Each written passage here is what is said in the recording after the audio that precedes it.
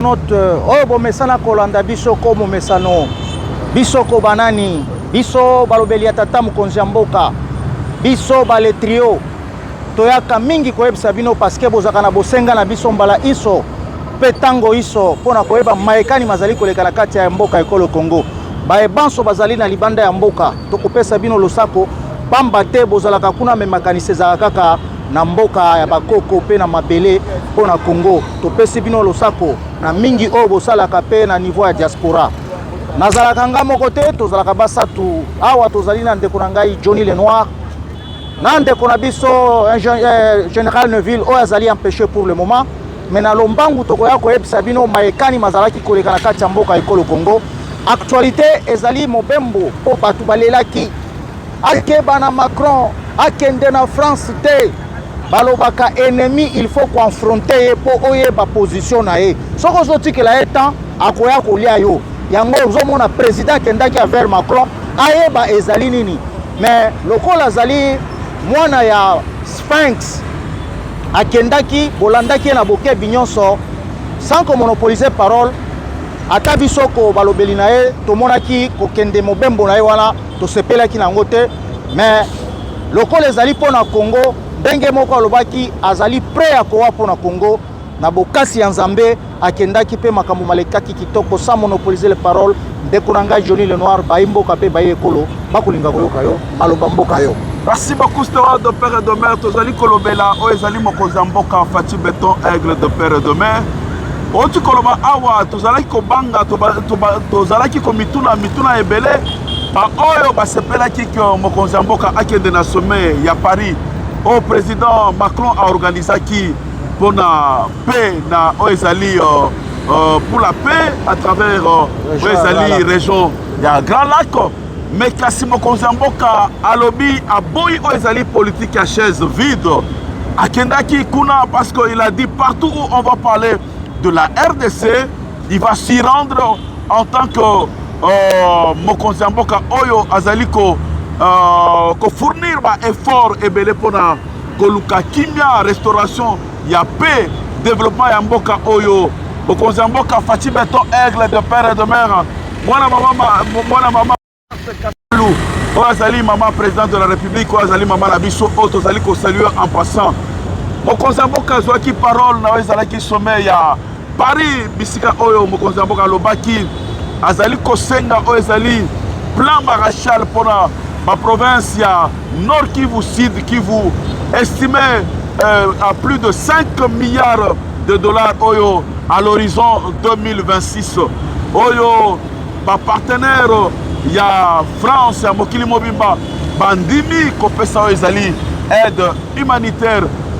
Bandimi Oezali, plan Maréchal, il y a plus de 5 milliards de dollars à l'horizon 2026. Oyo, Kwede Mboka Nabiso surtout. Province ya Nord Kivu, Sud Kivu pour la reconstruction yango pour la kwede mboka na biso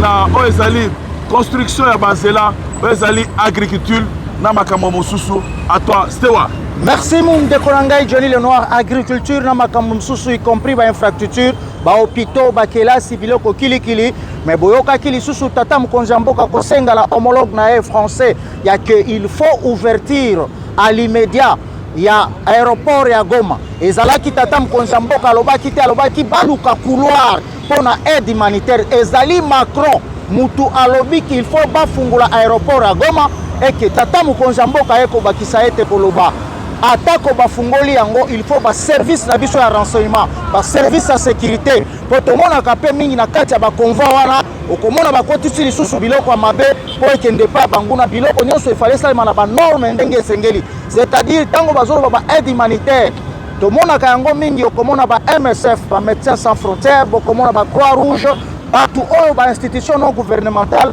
oyo ezalaka ko accompagner po bandeko na biso bisika bazali bazozanga mai bazozanga bakisi bazozanga biloko kilikili mais tokama komona motomboki ya nanga oyo bisika sala armée toyebi te bisika sala maki ndenge tomona musée na kati ya maki toyebi te ala mukalo basoki Félix azali garçon aya kofungula aéroport ya Goma na interview ya président ya 10 minutes président tikali kosenga yango te c'est le président Macron via ba demande oyo chef de l'état asengaki mais ye azali kodéfier chef de l'état ke soki aza garçon akofungula aéroport de Goma abosani ke ye nde alobaka kofete le 30 juin awa akomaki kolela baza kofrappe biso partout nanga tala yo oleli nanu te Félix akolelisa yo oza mwana mosala ya Kagame ndenge ozali wana toza kotala elongi na yo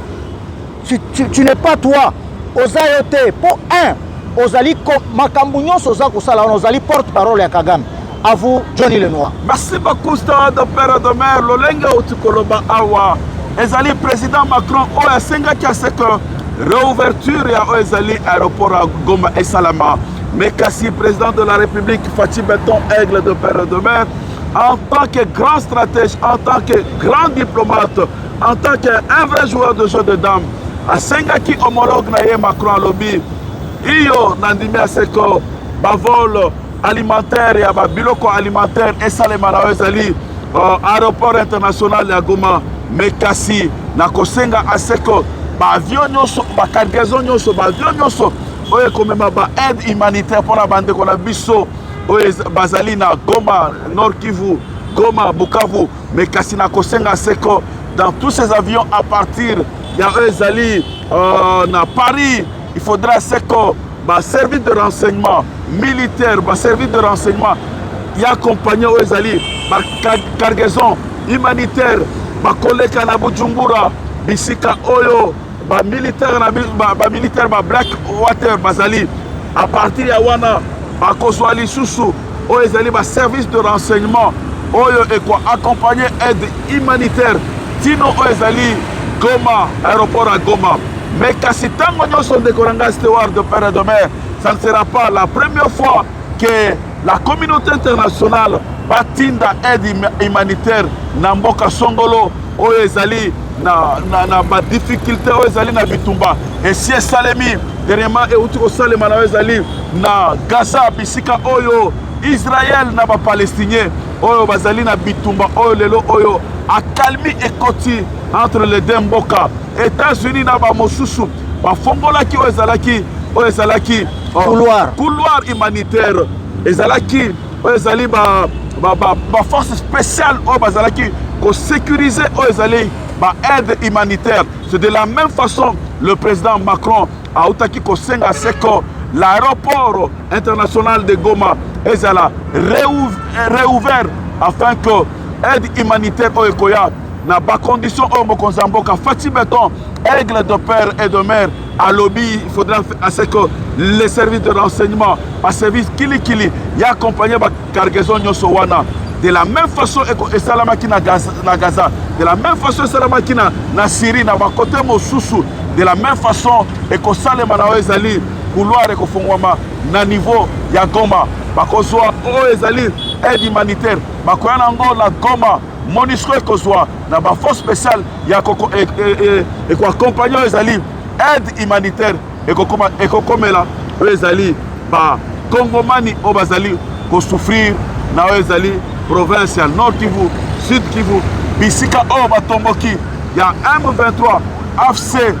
oyo ezali dirigé et pas ya Kagame les criminels bazali devant un échec puissant sur le plan militaire. Oyo ba FARDC na ba Wazalendo bazali ko bombarder bazali ko récupérer ba territoire nyonso oyo ezalaki na maboko ya ba étranger ba Rwandais ba Tutsi Rwandais ya armée RDF oyo lelo oyo l'armée congolaise et les Wazalendo sont en grande montée de puissance. À toi Stewa. Merci Bazali a monté en puissance Pambate Basi encerclé Goma Bukavu Pambate Batomboki Oto Zali Kurenga FC M23 Bazali na problème et difficulté makasi parce que ils n'ont plus d'effectifs. Effectifs na bango. Pas seulement ils n'ont pas d'effectifs de Konanga Stewa de Père et de Mer. Bisika nyonso ezalaki ba bachon nyonso ba cache d'armes nyonso ba militaire na biso ba FARDC ba Wazalendo bazali ko poudre yango ko bombarder yango na stratégie ya FARDC stratégie ya ba Wazalendo de Konanga Stewa mwana papa colonel Stewa de Père et de Mer na stratégie ya FARDC ya Wazalendo bazali ko poudrier bazali ko bombarder bisika nyonso ba arme na bango ezali ko ezala rumamgabo ezala chanzo ezala bisika nyonso na afin siko ba encercler bango pour la Bakota, dite province, ville ya Goma, afin de récupérer province à Nord Kivu, précisément Goma. Soutien total au FARDC et aux Azalendo. À toi, Stewa. Merci mingi. Pambate boyokaki nyungu. Bomonaki oyo tozali kobenga oyo Kazembere Hippolyte Kanambe kobengisa batu kuna na mboka Nairobi epai ya Ruto oyo azali lisusu Tutsi oyo azali soutien total ya Kagame. Bomonaki ba Congolais oyo tobengi ba fils égarés oyo balandaki ye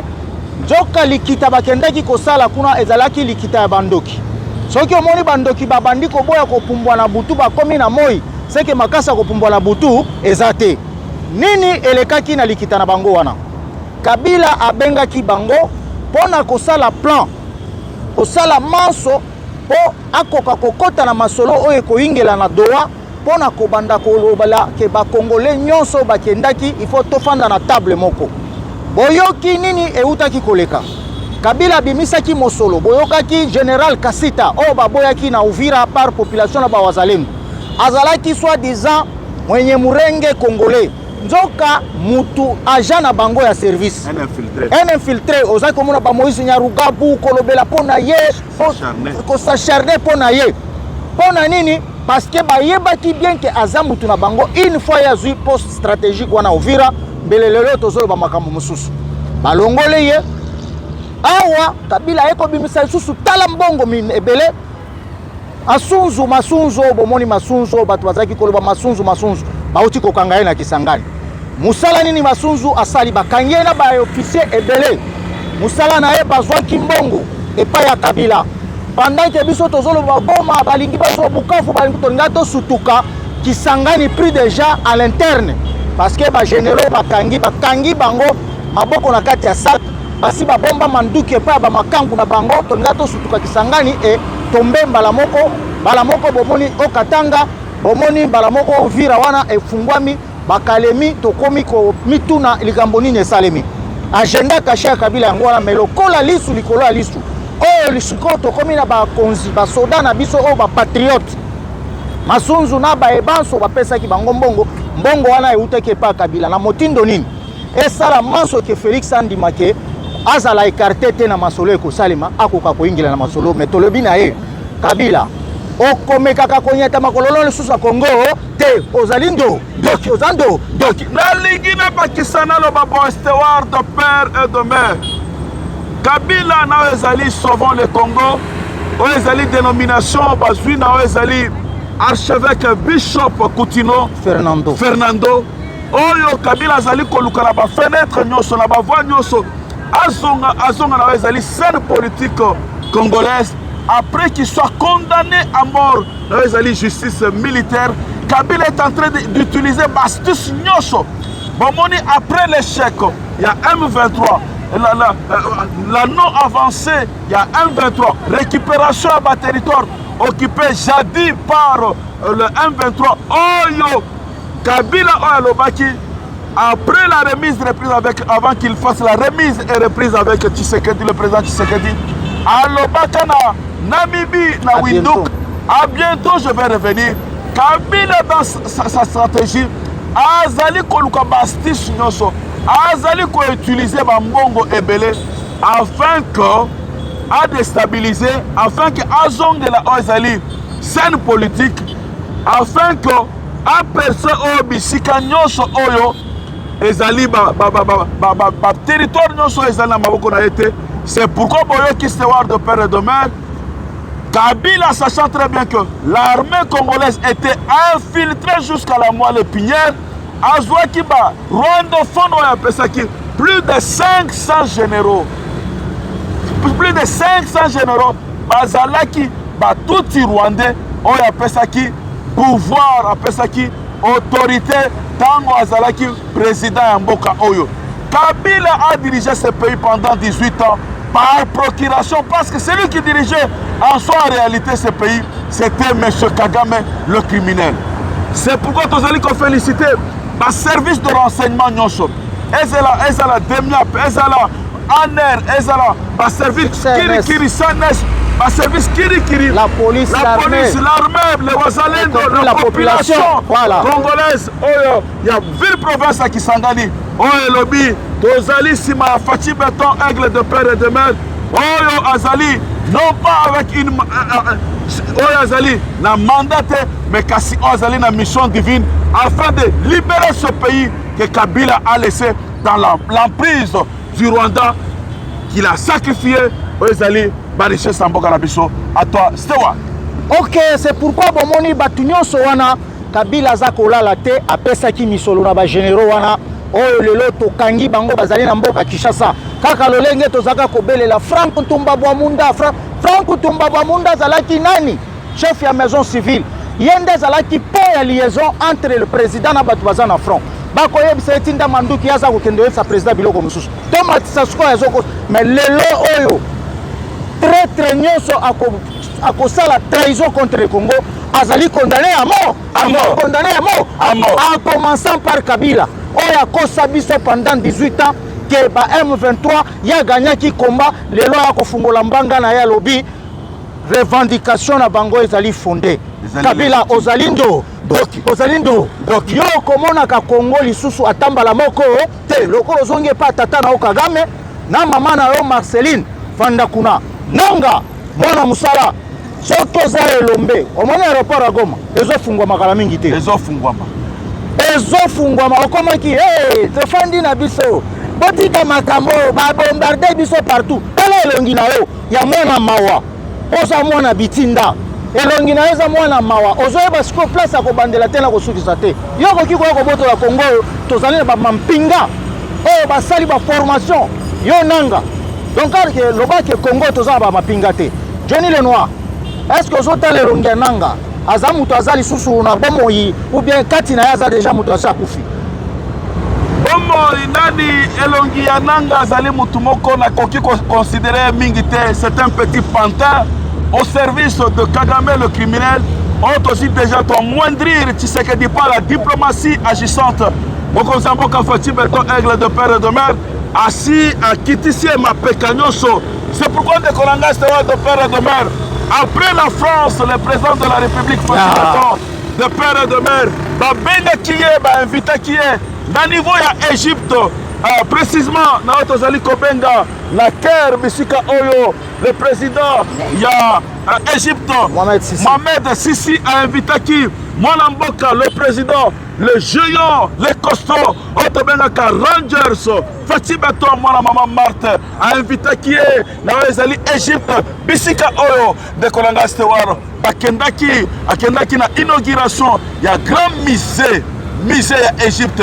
Moi, quelque chose sur les informations, il y a Égypte, il y a Mboka, le Rangers, Fatih Beton, Mwana Maman Marthe, Kassalu. Merci Mingi de Kolanga, Johnny Lenoir. Le grand musée, le Kola, Mohamed Sissi Amonaka, Félix a fondé le grand musée en face à Palais du Peuple. Il n'y a pas qu'à fondé le grand musée. Bisika Kani Basala qui visite. Kokende Komona, Zali Koko, Nabiso Po, Zalaka Moindo, Oto Zali Kobenga Pharaon, Baké Komona, O Babengi Ba Momi, la conservation de l'homme après la mort, Batoba 1800 ans. Oh, Bazali ko garder ba mythe na biso ba africain. Mohamed Sissi, boyebi bien que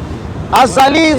donc hier aux États-Unis, Azali base arrière aux États-Unis pour le Moyen-Orient. Et vous voyez que sur le plan militaire, coopération technique militaire entre Bissona et l'Égypte, Ezako Kende Kitoko, Pamba Teba, commando na Bisso Nyonso Boza Omona, Bazako Sala Siko Makambukuna na Est, Baouti Égypte. Baouti Égypte de Kolanga Stewa de Père de Mer, Bissika la plupart de nos commandos ont été formés en Égypte, ont été formés en Israël, ont été formés en Belgique, ont été formés en France.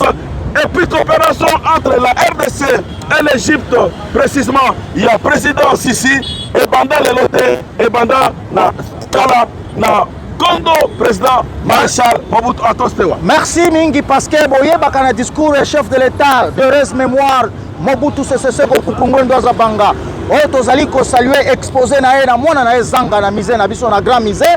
Bisika Zali alobaka entre l'Israël et l'Égypte, alobaka entre un frère et un ami, aponaka Égypte. mboka ya lokumu yango na Egypte bazalaka na respect na biso Congo na ba relation diplomatique pamba te Israël ça fait plus de 32 ans to rompaki ba relation mais président Félix aye kozongisa nyonso na alima pamba te na bosenga ya tata mokonzi ya mboka à part ko former ba soda kuna nde bapesi biso lisusu ba avion de chasse oyo ozali koyoka eza kopupola bato kuna bakolela baskoi bapesi biso yango mpona kodemantele ndenge ndeko na nga Johnny Lenoir auti koloba ba cache d'armes eza na mosusu eleki ezokata communication ya banguna mosusu eleki bamanduki nyonso place ezali ekobeta lisusu te mosusu eleki ekopanza makita bakopakata mbangu pamba te tata mokonzi ya mboka alali te parce que Mohamed Sisi alobi Zaire ya lokumu Congo ya lokumu oyo esutena biso tokoki kotika bango te yango bomoni dongolo miso ya Kabila oyo mandefu oyo Hippolyte Kanambe akobundana mais akokoka te c'est le lion qui n'a plus de dents Félix ase étouffé bango nyonso na bakabere na bakaragame bango nyonso wana eloko baza koluka na Congo bakozwa ngo lisusu te. Mpona kosilisa mokonzi ya mboka Faci Beton Aigle de Père et de Mère na niveau ya Egypte akendaki kokutana na diaspora congolaise bisika oyo mokonzi ya mboka Faci Beton Aigle de Père et de Mère Faci Beton asololaki na ezali diplomatie asololaki na bango ezali diaspora congolaise ezali deal entre la RDC dont il est président de la République na ezali président Donald Trump ezali président ya grande nation les États-Unis ezali deal de Konanga de Père et de Mère sauf imprévu signature ekosalema le 13 novembre après l'Égypte mokonzi ya mboka Faci Beton Aigle de Père et de Mère lobi akomaki na ezali na émir ya Qatar précisément na Doha bisika oyo mokonzi ya mboka Faci Beton Aigle de Père et de Mère akokutana na émirat ya Qatar bisika oyo plus de 21 milliards de dollars ont été débloqués pour l'investissement en République démocratique du Congo. Attends, c'était quoi? Merci mingi pamba te boyebi ke Doha ezali bisika kani biso na bango tozali pe na ba relation kitoko oyo bayaki kotala na sima keno Kagame azaki na kaka reseller azaki muibi akoiba biloko akotekela biso to malokola ba reseller lokola ba investissaki mingi kuna bakosenga na tata mokonzi ya mboka lolenge kani tokosala pour que tokoka kozongisa bango pe na ba droit na bango maemanso wana bazali kopanga yango ndenge ndeko na nga Johnny Lenoir alobi ba Qatarien bazwe ba rôle ebele na ba pays mingi ezaki na ba conflit pamba te bazali balier direct ya ba américain na banza na masolo ndenge za kokende ekokende kitoko ndenge ndeko na nga Johnny Lenoir alobi entre le 13 ou le 12 bakokende kocha mukoloto pe mukoloto ina ekopesa nde kimia na kati ya est parce que ba peuple bakosengo bele kimia na kozala na mboka na bango kotambola lolenge peuple nyonso na mokili atambolaka na banza sikawa tozali kokende kolobela oyo ezali moko ya ba agence oyo babengi APCSC agence de pilotage de convention de suivi de coordination et de collaboration agence de pilotage de coordination de suivi de convention et de collaboration avec le partenaire privé extérieur. Merci parce que awa tozaki komona mwana mboka Freddy Odishembo na oya landi bokitani na ye tozali kobenga Eli Chinguli Kalama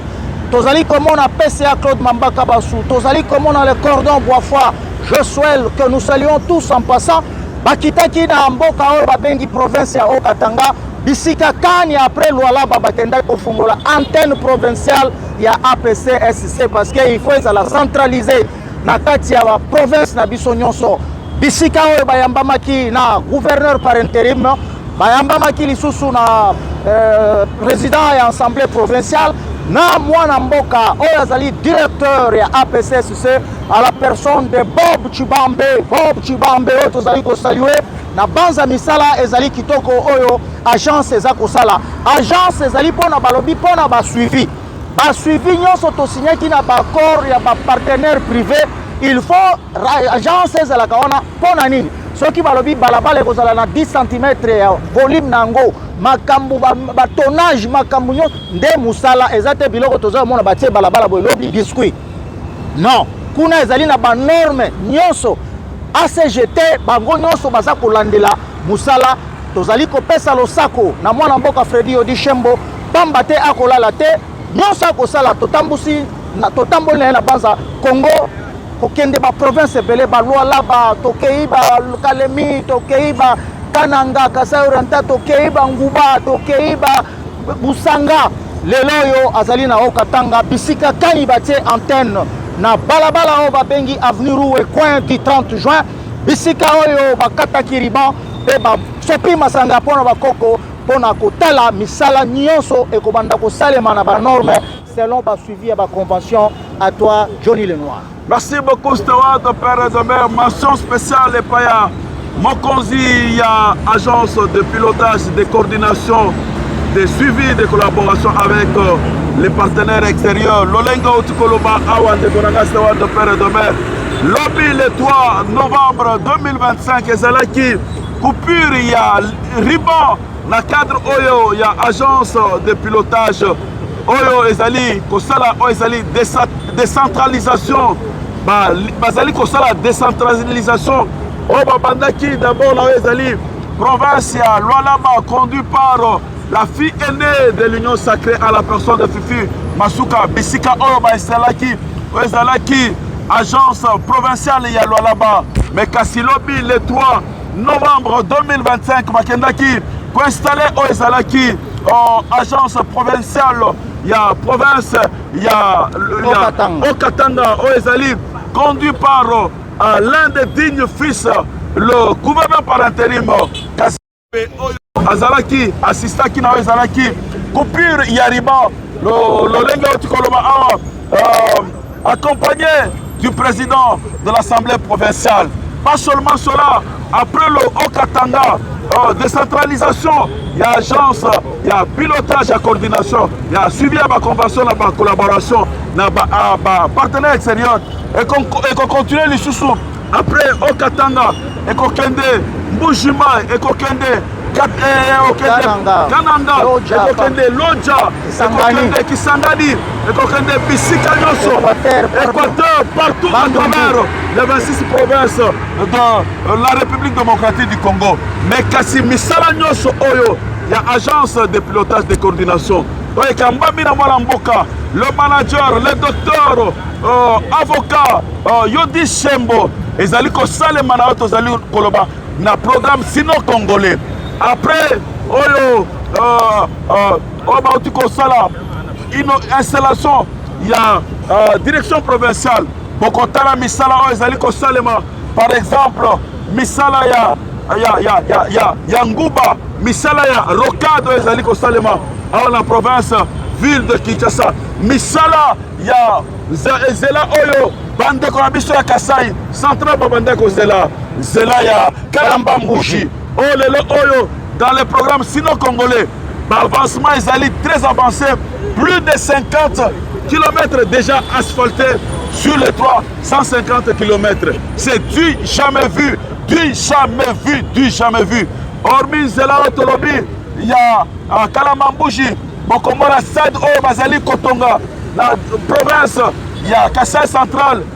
Kakana cadre, il y a programme sino-congolais. L'un des meilleurs stades, na niveau Otozali Koloba, na niveau il y a province à Kassai Central. Et bongo kuna la province ya Congo Central, bozali kobona balabala ya 5e interne, bisika bakunda de tout premier président Joseph Kasavubu, bakosala obele musala APCC ko lembate, Freddy Odi Shembo, tozali ko saluer, tozali ko saluer Eli Chinguli Kalama, tozali ko saluer le PCA Claude Mambaka Basu, tozali ko saluer le coordonnateur Boafwa, ba chef de division, ba directeur, bana nyoso ya APCC, o bozali ko la pongite, bozali ko telema na bopikiliki, o bozali ko travailler sous l'impulsion du chef de l'État, pambate yende motindami ya malobake na lingina yoka sango pe sango zako yoka na pe zali komonana lokumu na tata Mokonzi Mboka oya lukaki kosala eloko oyo ndenge kaka sala na IGF to ekomona lisusu ekosala APCC eloko oyo ya motuya bana mboka ndenge ndeko nanga Johnny auti koloba bokomona nzela ya Kalamba Mbuji bokomona nzela ya Ngubati Mbujimai bokomona banzela kilikili oyo ezali kosalema ebongo bakofungola lisusu Lodja Lusambo tokolala te kuna deja Lumumba ville eza kosalema na Sankuru matériaux biloko tout eza sur place mwana mboka Jordi Shembo oyo azali kotambola na flambeau ya tata mokonzi ya mboka alala pe mate alemba te tozali kopesa bino lokumu bino bana ya PCCC bolakisi ya solo ezala na Kinshasa awa nzela nyonso toza komona mitendi wana ezali lokumu na bino batu baza kokamwa rokade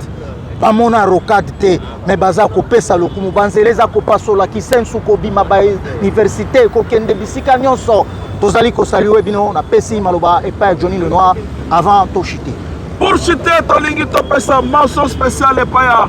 mokonzi ya agence de pilotage de coordination le docteur Yodi Shembo la musala nyonso azali kosala koloba boye c'est du jamais vu, c'est pour la première fois na ville ya Lodja oyo ba matériaux déjà c'est commis pour la construction ya l'un des meilleurs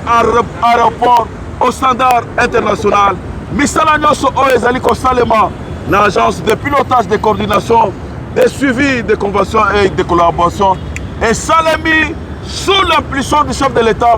Fachi Beton, aigle de père et de mère à toi Stewart Doudou Fam. Merci mingi tozali kozobela oyo ezali agence de pilotage de coordination de suivi de convention awa tolingi tokota na chapitre mususu seke toza kolobela batu oyo bazali kosala lolenge tata mokonzi ya mboka sengi nde batu biso tokumisaka biso toyaka koyebisa mutu likambo te mpona koflate soko esali mabe kaka na mikro mokonzi ya mboka longola ye azali mutu ayebi mosala te awa tozali kokende sikoyo kolobela mwana mboka le ministre na biso ya finance oyo tobengaka le pakebo Doudou Famba Likunde Libotai mwana kisangani boyo masinga mwambe oyo mwana yi de pes oyo atomboli lokumu ya tata mokonzi ya mboka bayebanso to kotangaka bakombo na bangwawa parce que bazali kosala sous l'impulsion du chef de l'État yango tozali kolobela Doudou Famba ba maximisation ya ba recette oyo azali kolobela mpona ba facture normalisée oyo bato bazaki komituna eza normal te lingi koloba nini eza normal te kosomba biloko sanke bapesa facture normalisée na komonopolize parole te autaki kozala na mikili ya mputu epai ya banoko kuna tozali kobenga na Washington City bisika kanya ekende kokuta na batu ya ba FMI ya ba Banque mondiale masolo ezalaki kilikili sans komonopolize parole na kopesa ndeko na ngai Johnny Lenoir ayelimbolela bayimboka mpe bayi ekolo eleko nini pakebo akendaki kosala Doudou Famba l'Argentier, à vous la parole. Merci beaucoup Stewart de père et de mère. Mention spéciale au bon élève. Il y a Banque mondiale, la Fonds monétaire international, l'homme de rigueur à la personne de Doudou Famba, le Pakebo, aux Azalaki, na réunion annuelle na niveau à New York précisément, na États-Unis d'Amérique. Bisika Oyo. akendaki kolakisa ezali ba réforme ba avancé ya ba réforme na niveau ya administration fiscale boti koloka awa kolanda na Stewart de père et de mère kolobela bino oyo ezali makambo ya facture normalisé koyebisa bamindele ke no mosala ezali kosalema baréforme kilikili ezali kosalema na ezali na domaine ya bafinance publique kolobela bango lelo oyo ezali le compte unique du trésor public oyo lelo oyo tozali lisusu na bacompte ebele te me kasi lelo oyo na baréforme structurelle oyo ezali kosalama na mboka na biso au niveau du ministère ya finance sous l'impulsion du chef de l'État et du chef du gouvernement la première ministre Souminu akenda kolobela yango lisusu Doudou Famba le Pakebo kolobela oyo ezali barevi ya programme ya Fonds monétaire international oyo apesaki misolo ebele mpona mboka ya RDC mpona kosalisa biso na badomaine ebele badomaine ya kilikili badomaine ya infrastructure badomaine ya environnement badomaine ya digitalisation badomaine kilikili bokomona lelo oyo mosala kitoko oyo mwana mboka Doudou Famba le Pakabo le ministre de finance azali kosala stabilité monétaire stabilité macroéconomique lelo oyo okomona ke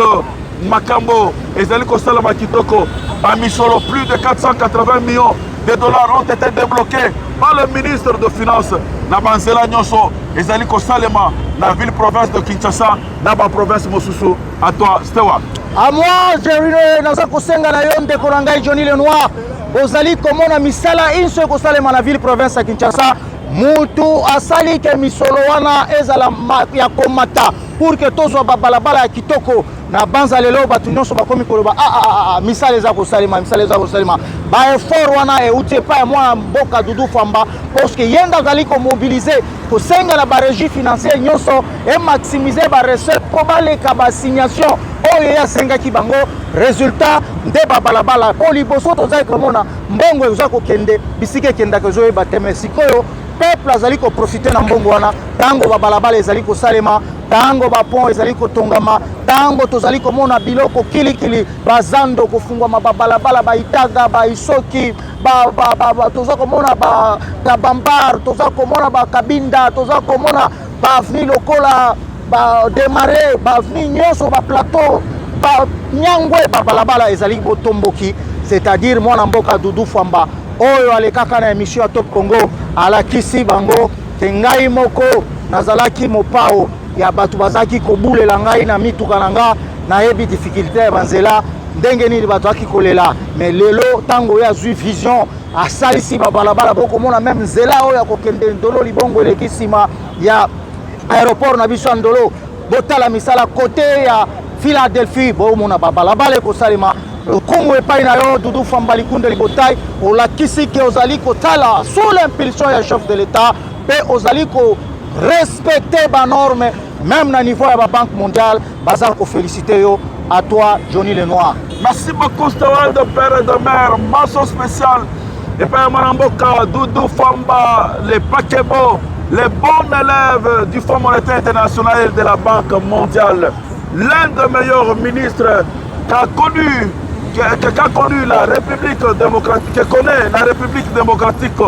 du Congo depuis 1960, le plus jeune des ministres, l'un des meilleurs, Doudou Famba, les Pakebo. Vous avez le soutien de l'Etrio, vous avez la confiance du chef de l'État. À toi, Stewart. Merci mingi pour la koshite tozali koloba tobenga kae Pakebo elingi koloba masuwa ya muneno ya memaka mutuluku ya biloko Doudou Famba zali komema mutuluku ya biloko nyonso ya République ezala makambo etali bapaye ya basalaire ezala basoda na front kuna ezala balakisi ezala bafonctionnaire yenda zali kosala ke baargentier nde bamemaka mutuluku ya makambo oyo amemaka mbongo oyo agardaka mbongo nde azalaka na makambo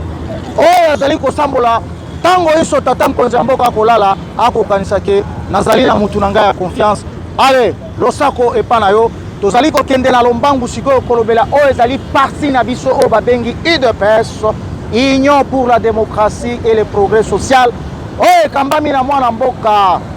le sénateur, le député, le président par intérim, le secrétaire général à la personne d'Augustin Kabouya AK47 Tchingoma, à vous Johnny Lenoir. Tozali Kolobela, UDPS, Union pour la démocratie et le progrès social.